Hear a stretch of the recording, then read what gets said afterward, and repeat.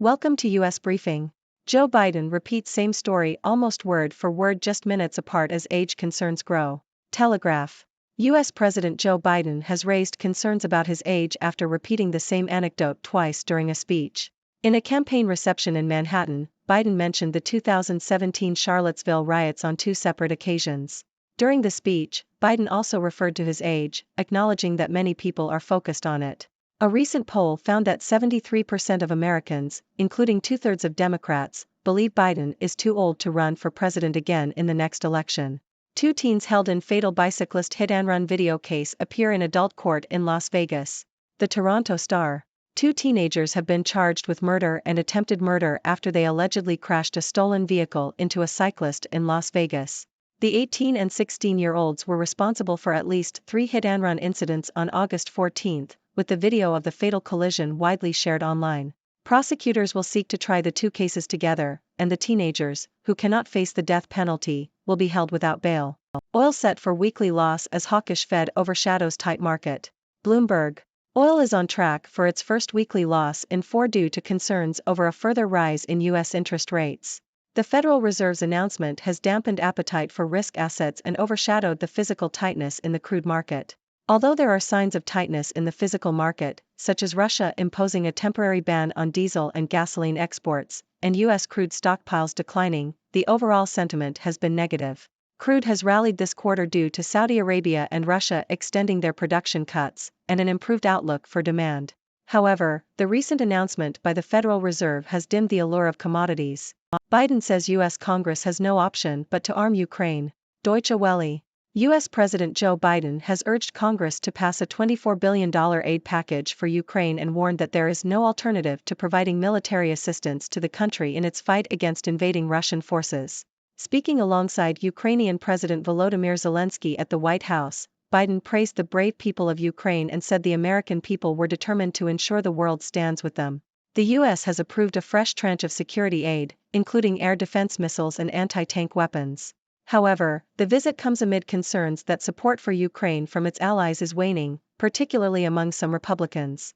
How to watch Volodymyr Zelensky's address to Parliament on CBC. CBC. Ukrainian President Volodymyr Zelensky will address the Canadian Parliament on Friday to rally support for continued assistance in repelling Russia's invasion of Ukraine. Zelensky's visit to Canada follows trips to Washington, D.C. and the United Nations earlier in the week. This will be Zelensky's second address to the Canadian Parliament, making him one of the few foreign leaders to have done so. The address will be broadcast live on CBC News Network and other platforms. Oppose hegemonism, Chinese Vice President Han tells UN. South China Morning Post. China's Vice President, Han Zheng, has called on less developed countries to join Beijing in pushing back on Western values and US-led architecture.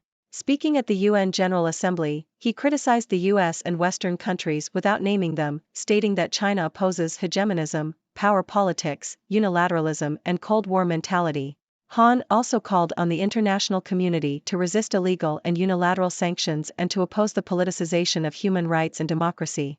The Chinese leader, President Xi Jinping, skipped the event, and Foreign Minister Wang Yi was not sent. Han's speech outlined China's 3 globals as pillars of its alternative vision: the Global Security Initiative, Global Development Initiative and Global Civilizations Initiative. The GSI calls for an alternate international order to the US's rule-based approach, while the GDI promotes peace through development alongside the UN's 2030 Sustainable Development Goals. The third pillar focuses on civilization and promotes a state-focused value system intended to banish universal values as defined by Western countries. Poland no longer sending arms to Ukraine, a reason to worry? Deutsche Welle. Poland's Prime Minister, Mateusz Morawiecki, has announced that his country will no longer be transferring weapons to Ukraine, but will instead focus on rebuilding its own weapon stocks. This has raised questions about the strained ties between the two nations. Poland has been one of Ukraine's staunchest allies since Russia invaded the country in February 2022.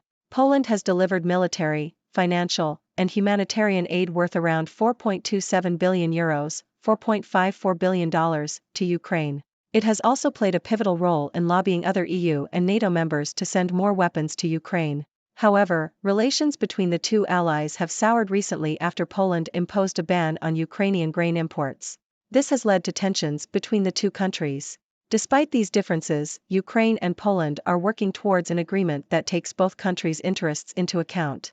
Polish officials have defended Morawiecki's comments, stating that Poland will continue to deliver weapons to Ukraine in line with its current commitments. The dispute between the two countries is seen as political theater that is only helping Moscow, according to Ukrainian President Volodymyr Zelensky. Mississippi High Court blocks appointment of some judges in majority-black capital city and county. Associated Press. The Mississippi Supreme Court has struck down part of a state law that would have allowed some circuit court judges to be appointed rather than elected in the capital city of Jackson and the surrounding county. Critics said the law was an effort by the majority-white legislature to stomp on voting rights and to treat Jackson and Hinds County residents unfairly. Biden sets up White House office on U.S. gun violence prevention. South China Morning Post. U.S. President Joe Biden is establishing a new Office of Gun Violence Prevention, to be overseen by Vice President Kamala Harris, and is bringing in leading advocates to help run it, officials said on Thursday. The new office will help implement existing gun safety laws while working with states on the issue, the officials told reporters on a conference call. I'll continue to urge Congress to take common-sense actions that the majority of Americans support, like enacting universal background checks and banning assault weapons and high-capacity magazines, Biden said in a statement. But in the absence of that sorely needed action, the Office of Gun Violence Prevention, along with the rest of my administration, will continue to do everything it can to combat the epidemic of gun violence that is tearing our families, our communities, and our country apart. Establishing the office is a win for gun violence protection groups that were happy with Biden's record pushing for reforms but wanted to see the White House do more. Book bans and challenges surged by 33% last year, report finds. The Independent. Banned books and attempts to restrict library materials have increased in the U.S., with campaigns seeking to censor and limit nearly 2,000 individual titles, according to reports from library and free speech groups. The attempts to ban books in public schools increased by 33% in the last school year, with over 40% of these attempts taking place in Florida, where Governor Ron DeSantis has supported restrictions on library materials. The reports also revealed that 49% of challenged books were located in public community libraries, a significant increase from the previous year. Eurozone firms finally absorbing wage pressures, ECB slain. Reuters. European Central Bank, ECB, chief economist Philip Lane has said that Eurozone companies are finally absorbing wage pressures, suggesting that inflation pressures from employee pay rises are starting to subside. While Lane emphasized that the bank has not declared victory over inflation, he noted that there are tentative signs that wage pressures may be softening. The labor market has so far remained resilient despite a slowing economy, but Lane noted that it is starting to show signs of losing momentum. While markets do not expect further rate hikes from the ECB, conservative policymakers argue that another hike is still a possibility. Republican David McCormick launches second Senate bid in Pennsylvania, aims to oust Democrat Bob Casey. The Toronto Star. David McCormick, Republican candidate, has announced that he will make his second bid for U.S. Senate in the state of Pennsylvania, this time to take on Democratic Senator Bob Casey after losing in last year's Republican primary. McCormick accused Casey of rubber-stamping President Joe Biden's policies in immigration, economics, energy and national security. The Senate candidates will share a ticket with candidates for president next year, in a state that is critical to whether the Democrats can maintain control of the White House and the Senate. U.S. energy regulator recommends revising reliability standards for extreme weather. Reuters. The Federal Energy Regulatory Commission, FERC, has recommended revising reliability standards for power grids and natural gas infrastructure to prevent issues during extreme weather events.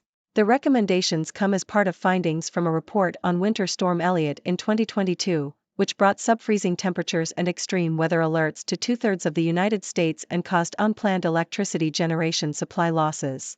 The report, to be published later this year, outlines 11 recommendations for action, including completing cold weather reliability standard revisions from Winter Storm Uri in 2021 and making U.S. natural gas infrastructure more reliable. The report also emphasizes the need for robust monitoring of implementation of reliability standards and improved communication between gas and electric grid operators during severe weather incidents. The FERC report also highlights the need for legislation or regulation to establish reliability rules for natural gas infrastructure. Teen rescued after stunt mishap leaves him dangling from California's tallest bridge. The Toronto Star. A 19-year-old was rescued after a stunt went wrong and left him dangling by a rope from California's tallest bridge, authorities said.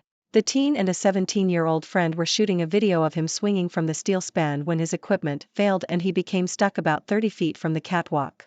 The Placer County Sheriff's Office and CAL FIRE's technical rescue team rescued the teen, who was not injured. Both teens were cited for trespassing. Teen rescued after stunt mishap leaves him dangling from California's tallest bridge. Associated Press. A 19-year-old in California was rescued after a stunt went wrong and left him hanging from a rope on the state's tallest bridge. The teenager was shooting a video of himself swinging from the steel span of the Forest Hill Bridge when his equipment failed, leaving him stuck about 30 feet from the catwalk. His friend called 911 for help, and he was eventually pulled to safety by authorities. Both teenagers were cited for trespassing. The Forest Hill Bridge is 730 feet tall and is located northeast of Sacramento. Thank you for tuning in. The content above showcases the latest briefing reports and analytical synopses, thoughtfully curated by the 6Do team. These insights stem from a wide array of reputable media outlets, think tanks, government sources, and specialized experts worldwide. We encourage you to explore these sources for a comprehensive perspective. Keep in mind that while the content may not always align with the official standpoint of 6Do Brief, it's not meant to be taken as absolute directives for decision-making.